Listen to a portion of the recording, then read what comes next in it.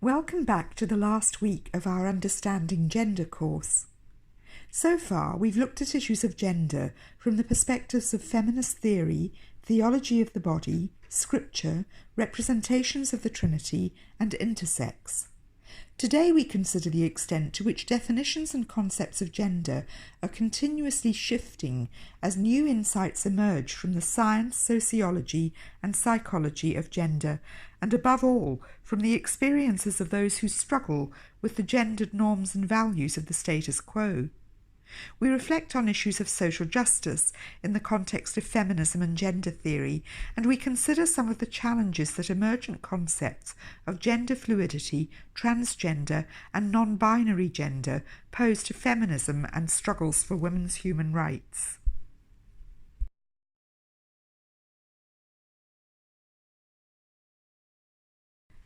Let me begin by making a few comments about gender theory and its development for those who want to explore some of the theoretical perspectives. Gender theory emerged out of the socio-political feminisms of the 1970s and early 1980s, which were primarily concerned with achieving equal rights for women. These are sometimes referred to as second-wave feminism. First-wave feminism would refer to movements in the late 19th and early 20th century, such as the suffragettes and other campaigns associated with women's right to vote. Gender theory focuses more on questions of how constructs of gender are shaped by language, culture, desire, and otherness as a result of the growing awareness of women's diversity. It would usually be associated with third-wave feminism. Some critics argue that this has led to the neglect of urgent questions to do with the continuing vulnerability of women and girls to poverty, exploitation, and abuse. Initially, gender theory was motivated by a desire to identify reasons why, no matter how many cultural variants there might be in terms of historical, religious, and social contexts, the secondary status of woman to man is a universal characteristic of all human societies. The initial focus on women began to include questions of other factors such as same-sex relationships, the influence of race, class, ability and disability, etc., on human identity. This is sometimes referred to as intersectionality. It's an awareness of how identity is forged at the intersection of many different cultural and religious narratives, all of which are gendered. The focus on women as the key concern of gender theorists, influenced by feminism, raised the question of how the changing identities and positions of women affect concepts of masculinity and male identity. This led to the emergence of masculinity studies as a developing field of gender theory. Let's look more closely at some of these ideas.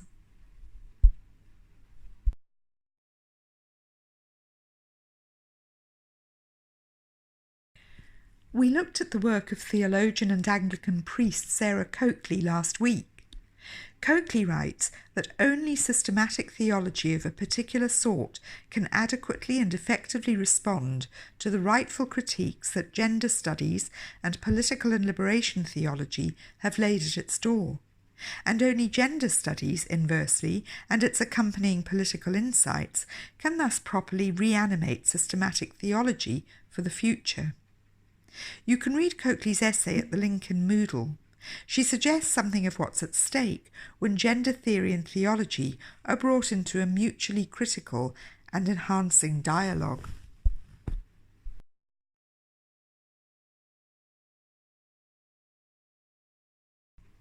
The concept of gender has become increasingly contested and open to a wide variety of interpretations as binary sexual identities have dissolved in the face of ever more diverse experiences of what it means to be a gendered person. This leads to a number of questions. Does the appropriation or prohibition of the word woman by some transgender activists risk silencing feminist voices campaigning for women's rights? What is gender dysphoria, and how does it affect the lives of those experiencing a contradiction between their sexual anatomy and their gendered identity? How does this relate to rights-based claims and to biblical and theological concepts of justice?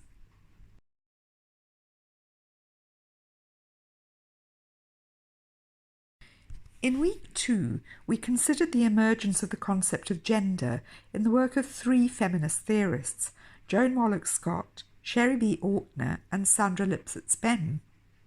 These scholars were using the term gender to describe the complex ways in which sexual roles and hierarchies are encoded within language and social structures, in ways that often mask their function of maintaining a hierarchical social order in which man is normative and woman is other. These theorists were still operating within a binary gender system in which male and female were the only terms of reference, and the main focus of their work was directed towards women's equality and rights.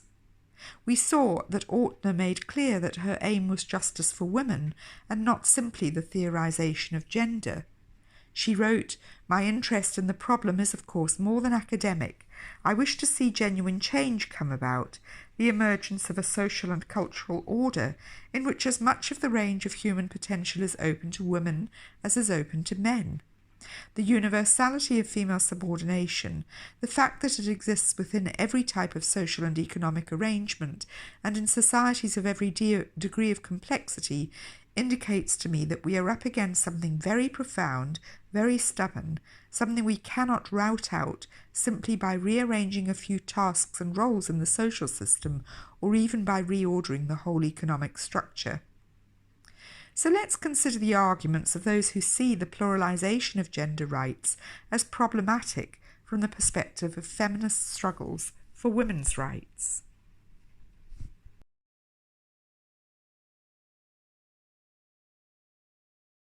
Some feminists question the extent to which trans women should be fully included in the category of woman for the purposes of defining the rights and representation of women and allowing access to women-only spaces.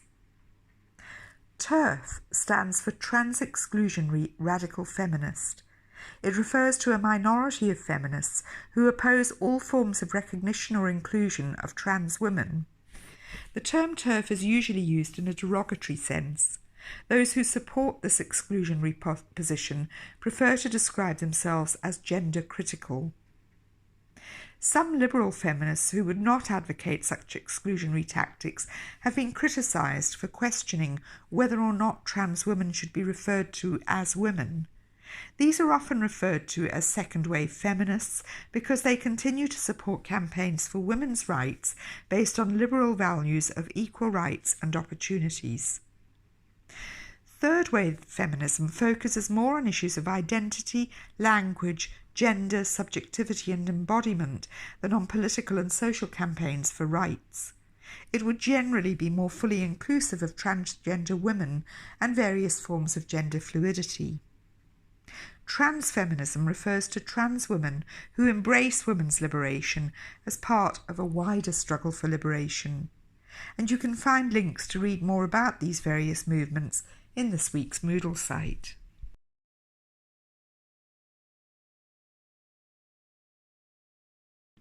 Let's consider these debates in more detail by looking at one particular case study. Jenny Murray, presenter of Woman's Hour on BBC Radio 4, wrote an article in the Sunday Times in which she argues that trans women are not real women. You can read the article by going to the link in Moodle. Some LGBTQI campaigners condemned her for being transphobic, and she withdrew from a speaking engagement at Oxford University as a result of pressure from the University Student Union LGBTQ campaign. Murray begins by saying, "Let me make something absolutely clear at the outset. I am not transphobic or anti-trans, not a TERF, in other words. That's trans-exclusionary radical feminist, to use one of the often confusing expressions that have entered the language in this age of gender revolution." Murray rejects all forms of discrimination and abuse targeted at transgender persons, before she goes on to argue why she does not think that trans women are real women. She gives several examples, including that of trans woman Anglican priest Carol Stone, who died a few years ago. So Murray says, The first time I felt anger when a man claimed to have become a woman was in December 2000, when the Reverend Peter Stone announced that he had undergone the radical surgery to transition from male to female and was now called Carol. Her primary concerns, she told me, were finding the most suitable dress in which to meet her parishioners in her new persona and deciding if she should wear makeup or not. I wondered when Carol would experience what so many newly ordained women had heard from fellow priests as they passed through the vestry. Pulpit pussy, they told me, was the favourite insult, and they found it demeaning, disgusting, and it hurt. It was news to Carol that life as a woman, especially a middle-aged woman, stepping into male territory in which she was unwelcome, would be extremely tough. I prayed Carol would not find it so hard. Experience told me otherwise. It wasn't going to be all about frocks and makeup. It was about sexual politics and feminism, ideas of which she seemed woefully unaware.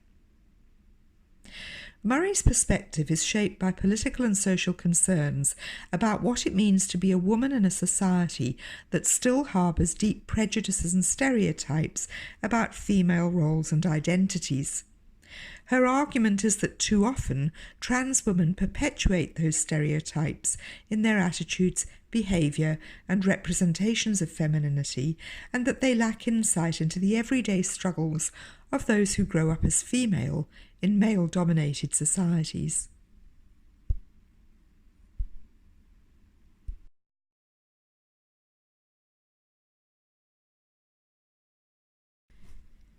It's interesting to read the comments that Murray's article elicited.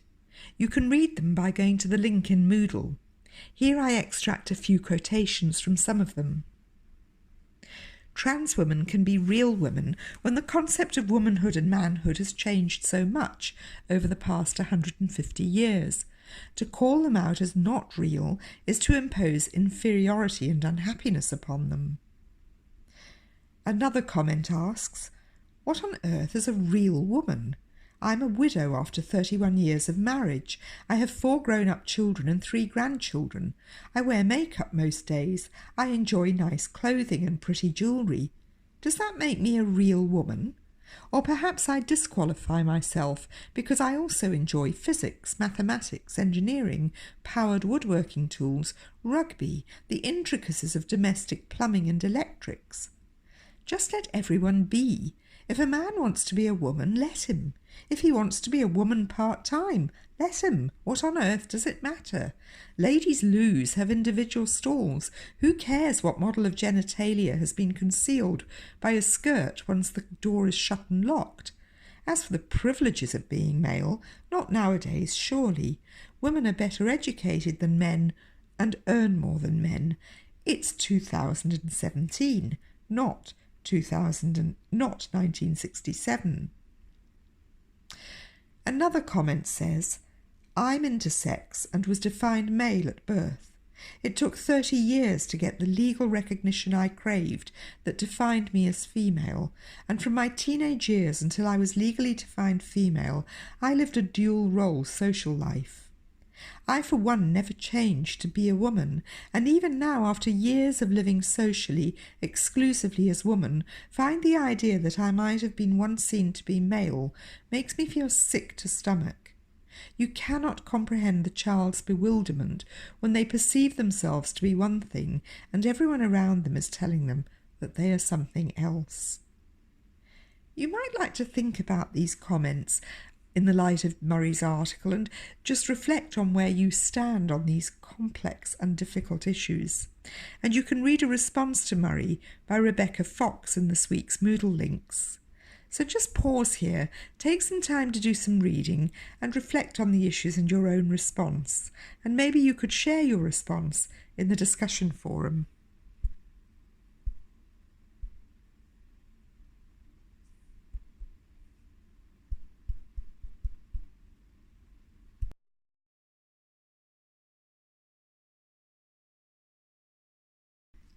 Let's move on now to consider more closely questions of gender dysphoria, gender fluidity and non-binary identities.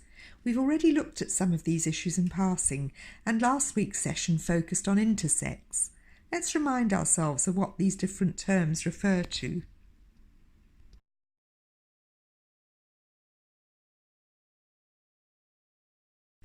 Gender theory is a continuously evolving field of study with a rapidly changing vocabulary. Some see this as an attempt to represent and include the many different ways in which people experience gender, while others see it as a proliferation of labels which are unhelpful in the quest to develop deeper insight into issues of identity, gender, and relationality. You might like to think about this and ask yourself whether you think this is a helpful trend or one that creates confusion and fragmentation. Here are just a few of the terms currently in use. Cisgender refers to women and men whose gender conforms to the sex assigned to them at birth. Transgender refers to those who experience a sense of conflict between the sex assigned to them on the basis of their anatomy and their sense of gendered identity. Gender dysphoria is the term used to describe this experience of transgender. Intersex is a biological condition resulting from ambiguities in a person's chromosomal makeup, which can result in sexual characteristics associated with both male and female anatomy. Non-binary gender, genderqueer, gender fluid are terms that refer to those whose sense of self does not conform to either sex or to gender binaries. And LGBTQIA is the acronym used to refer to those who are lesbian, gay, bisexual, transgender, queer, intersex, and asexual, that is, not experiencing a desire for any sexual relationship.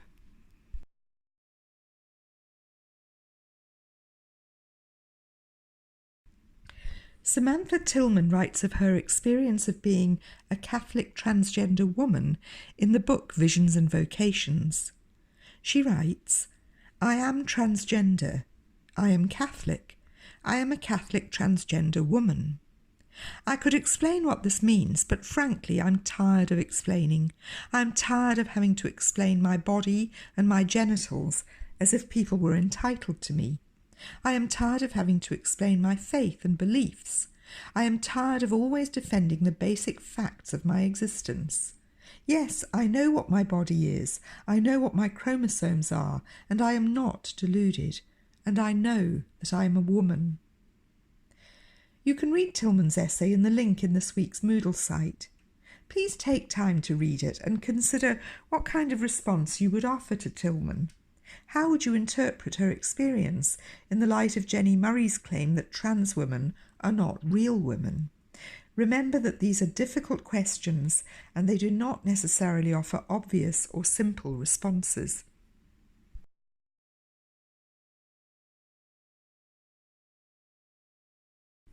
In this week's Moodle site, you'll find a link to a conversation between Shannon Ferguson and Tina Beattie about people who identify as they rather than as he or she because they do not experience themselves as aligned with one specific gender.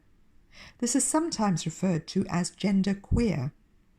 Shannon, who is also non-binary, is a senior pastor of the Metropolitan Community Church of North London.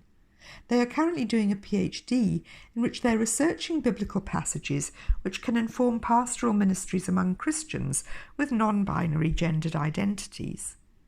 Shannon's PhD research is titled Transgression, Transfiguration, Transcendence, investigating gender binaries from the perspective of Christian spirituality and the Bible. Research questions include: is a gender binary truly divinely ordained? What impact would a non-binary understanding of gender have on church organisations and consequently how we do church? What impact does holding on to binary gender have on those who don't understand their gender in this way? Are they also made in the image of God? How does a non-binary understanding of gender affect a person's relationship with a Trinitarian God? Again, these are complex questions which don't lend themselves to straightforward solutions. Some of you might find it helpful to reflect on these questions in light of the article by Sarah Coakley that we read on the Trinity. Either way, you might spend time reflecting on these issues in the context of your own self-understanding as a gendered person.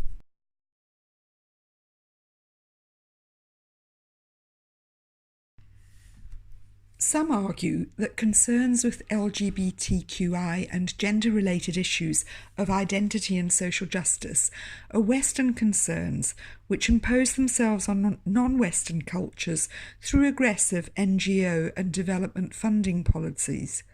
Pope Francis refers to ideological colonization when discussing gender theory in relation to poor and non-Western societies.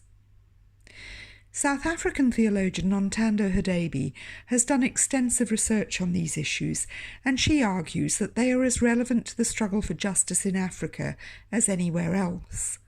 Hadebe writes, "The integration of values of solidarity and justice in enculturation is necessary to counter the claim that LGBTI is un-African, which is used to justify criminalization and vilification. The fundamental beliefs of African traditional religions affirm the dignity of all persons and the value of life.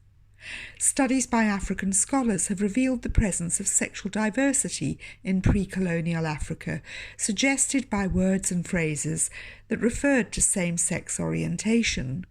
For example, Shoko notes that among the Karanga, as is the case in other African languages, are an abundance of Karanga words and phrases that refer to homosexuality or variations of same-sex patterns. Some examples of these words include Ingochani, which refers to people of same-sex orientation.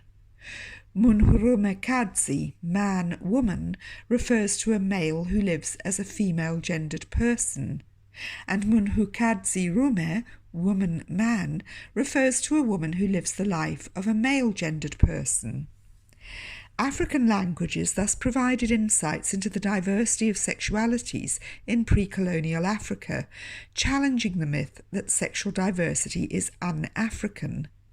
Religious leaders therefore cannot justify their support for the criminalization and exclusion of African LGBTI persons on the grounds of culture.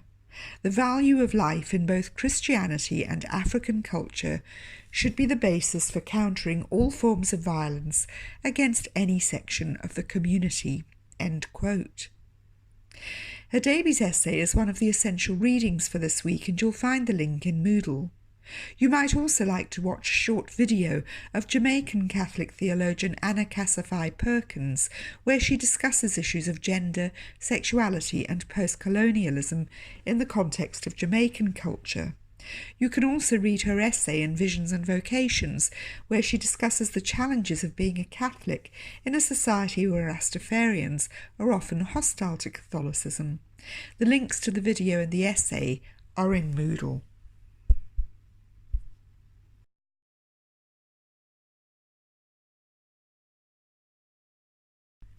The emergence of gender theory brings with it an acknowledgement that masculinity must also be interrogated and redefined. What does it mean to be a man, and how might dominant concepts of manliness yield to more egalitarian, relational and mutual concepts of human sexuality, gender and identity? The studies of masculinities in different cultural and religious contexts is a relatively new and still underdeveloped area of theories and theologies of gender. As Adrian van Klinken and Peter Ben Schmidt note, feminist theology is part of a broader academic discourse, the study of religion and gender, where issues related to men and masculinity are increasingly discussed. This development is formed by the realization, in the words of Ursula King, that a balanced gender studies approach involves the study of masculinities as well as femininities. To work for greater gender justice, however understood, requires profound social, political, economic, religious and cultural transformation for both genders. As a result, a new field of studies, some scholars even speak about a new subdiscipline, has emerged, which is often called critical men's studies in religion or the study of men masculinities in religion. It is in this context that, again, the question of the significance of Jesus Christ, in particular the gendered body of Jesus Christ, is raised and discussed in new ways. End of quote. For a general overview of the field, you might find it helpful to read the introductory essay by Van Klinken and Schmidt in a special edition of a journal dedicated to the study of masculinities in world Christianity. You'll find the link in the Moodle site for this week.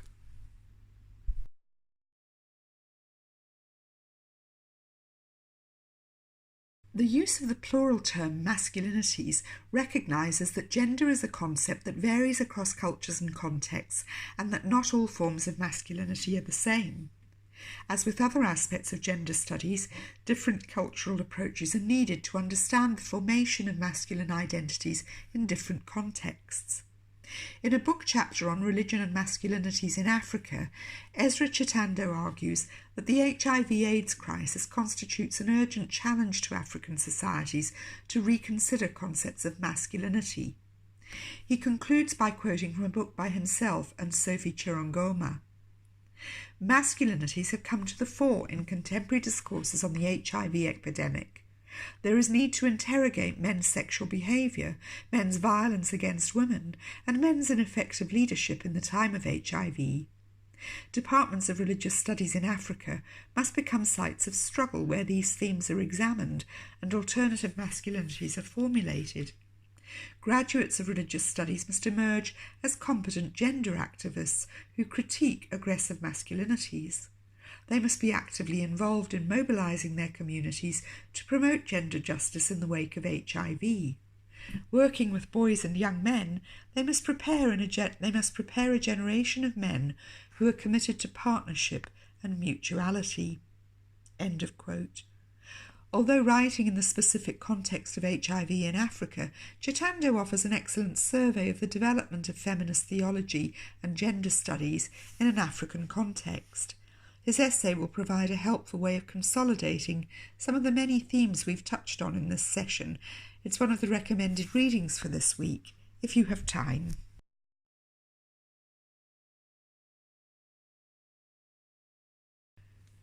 We've travelled a long distance during this course in terms of exploring issues that are personally as well as intellectually challenging. To begin to question the norms we live with and that surround us in our cultures and values, to look at rather than through the lenses of gender, can be a disturbing and disorientating experience.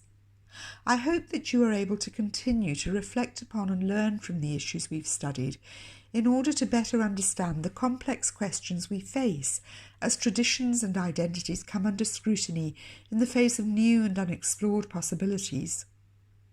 You might like to end this session with a time of quiet reflection. We've already reflected on Psalm 139, but I've included a link to a reflective video on this psalm in Moodle, which you can watch in order to reflect upon what it means for each and every one of us to be a person uniquely created and loved by God, with our own particular identities, gifts, and insights. Thank you so much for your participation on this course, and I do hope that you'll sign up for more Catherine of Siena courses in our new curriculum next year. In the meantime, please do remember to do the course survey, which you'll find a link to in this week's Moodle session. This is very important for helping us to collect data about our courses and feedback, which we need in order to apply for funding to continue to offer bursaries to those who don't have the means to pay for the courses we offer. Thank you again, and I wish you well.